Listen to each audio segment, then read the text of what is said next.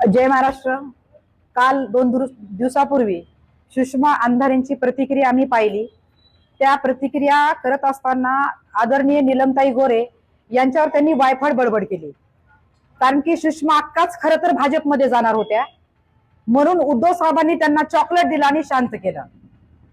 तुम्हाला माहिती, पूर्वी सुषमा अक्का राष्ट्रवादीत होत्या, राष्ट्रवादीत त्यांना काही मिळालं नाही म्हणून त्या उद्धव साहेबांकडे आले, इथं त्यांना काही मिळत नाही म्हणून त्यांनी भाजपचा रस्ता धरला, परंतु भाजपचा रस्ता सुषमा अंधारासाठी पूर्णपणे बंद केला होता।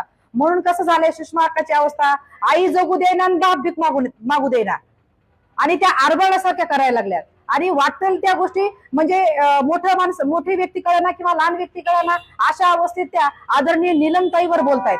आदरणीय नीलमताई हे आपल्या आईसारखं एक व्यक्तिमत्व आहे, आणि त्यांच्यावर बोलणं म्हणजे बालिश बुद्धीचं लक्षण आहे। कारण की जे उद्धव साहेबांनी तुम्हाला चॉकलेट दिले, ते तुम्ही चॉकलेट खा आणि शांत राहा, आणि तुमच्या सोबतचे जे लोक आहेत त्यांच्या